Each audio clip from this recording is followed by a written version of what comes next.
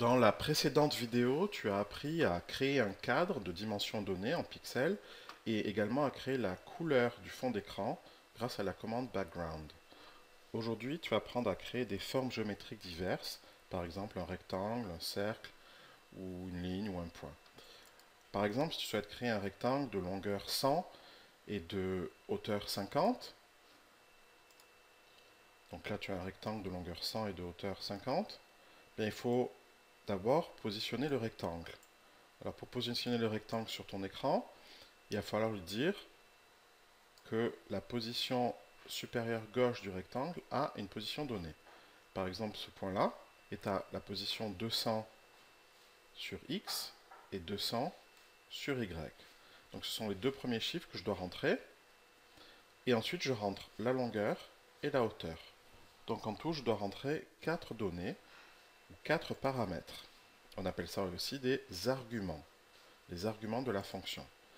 Donc je vais rentrer la commande rect, je donne la position suivant x, ensuite la position suivant y, ça c'est la position du point supérieur gauche du rectangle, et ensuite je donne la longueur 100 et la largeur 50.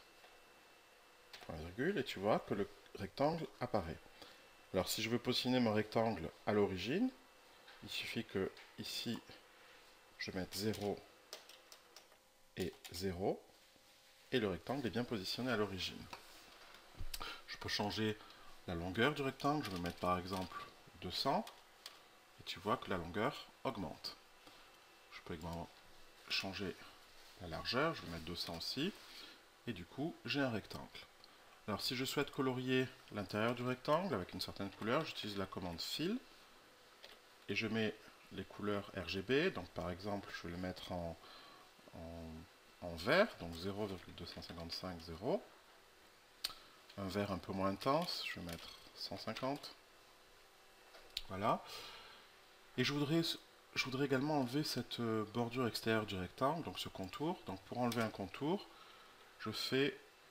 Alors je peux faire, il y a deux possibilités. Soit je tape la commande no stroke, ça veut dire aucun contour. Et tu vois que le contour a disparu. Soit si au contraire je veux augmenter la largeur du contour, je vais utiliser la commande stroke weight. Weight c'est le poids, autrement dit l'épaisseur, hein, l'épaisseur du contour. Et là je mets différents chiffres, par exemple si je mets 5, ça fait un contour assez épais. Alors maintenant, si je souhaite par exemple créer un cercle ou une ellipse c'est un ovale tout simplement, je tape la commande ellipse. Donc, je ne sais pas quels sont les paramètres que je dois rentrer à l'intérieur, quels sont les arguments de ma fonction, c'est-à-dire les nombres que je dois mettre à l'intérieur des parenthèses. Bien pour cela, je vais m'aider de l'aide en ligne, hein, donc je peux aller sur, ici je vais dans références, et je cherche parmi les différentes commandes qui sont ici, l'ellipse. Donc ça c'est pour les formes, hein, shape c'est-à-dire forme. Donc je clique sur ellipse, et on voit ici par exemple que, donc ellipse, j'ai besoin de 4 paramètres, x, y, w et h, et on me dit que x correspond bien à la coordonnée suivant x de l'ellipse, y correspond à la coordonnée de y de l'ellipse, autrement dit c'est la position, les positions de l'ellipse, hein, les positions de l'ovale, x et y, et j'ai besoin de w, c'est width, ça veut dire la largeur de l'ellipse, et h c'est la hauteur de l'ellipse. Donc en fait c'était comme pour le rectangle, j'ai besoin de positionner l'ellipse avec deux nombres, et j'ai besoin de la longueur, de la hauteur de l'ellipse. Alors allons-y, rentrons ces 4 informations. Donc je vais rentrer par exemple les coordonnées 200, 200 pour la position, et puis 50 pour la hauteur et 50 pour la largeur, pardon, 50 pour la longueur et 50 pour la hauteur. Et je vais, donc tu vois, j'ai dessiné mon ellipse, en fait c'est un cercle ici, puisque la longueur et la hauteur sont les mêmes. Je peux changer la longueur, par exemple si je mets 200, du coup j'ai bien un ovale, c'est-à-dire une ellipse, et je vais enlever le contour, donc là je vais mettre, alors je peux mettre la commande no stroke, ou je peux mettre stroke weight et je mets 0. Ça veut dire qu'il n'y aura pas de contour. Alors là, voilà, mon ellipse est dessinée. Je vais changer sa couleur. Je vais la mettre par exemple en rouge. Ou en bleu plutôt, tiens. Donc 0, 0, 255. Voilà. Alors amuse-toi à déplacer l'ellipse, à changer la couleur, etc. Ensuite, qu'est-ce que je vais pouvoir faire? Bien, je vais pouvoir dessiner par exemple une ligne. Alors une ligne, ben, je cherche la commande ligne. Et je regarde, ça s'appelle line en anglais.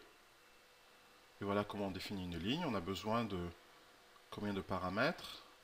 4 paramètres. Pourquoi?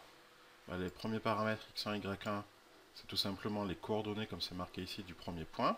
Donc x, c'est la coordonnée du premier point, y, la coordonnée du premier point. Et x2, y2, c'est les coordonnées du second point. Donc j'ai besoin de 4 paramètres, 4 nombres. Donc allons-y, on va définir une ligne. Donc ligne, line. Je vais la faire commencer ma ligne à 0, 0. Donc c'est l'origine. Et je vais la faire terminer à 400, 400.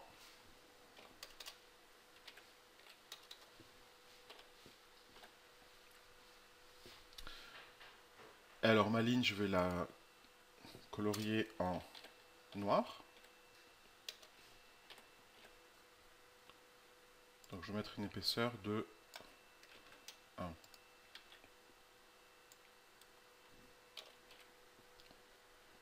Ma ligne apparaît. Alors tu remarques que si je n'avais pas mis stroke weight 1, la ligne n'était pas apparue, tout simplement parce que la commande d'avant, stroke weight, qui était mise à 0, s'appliquait pour tout ce qui suivait. Donc s'appliquait à la fois pour l'ellipse, mais également pour la ligne qui était définie après. Je peux augmenter l'épaisseur de la ligne, 2. Je peux changer les coordonnées, au lieu de mettre 0, 0, je vais mettre 200, 200. Et donc la ligne va commencer pile poil au centre et se terminer ici. Puisqu'ici c'est bien 200, 200, et ici c'est bien 400, 400. Voilà, alors amuse-toi à faire des dessins. Et dans la prochaine vidéo, on verra comment animer ces dessins.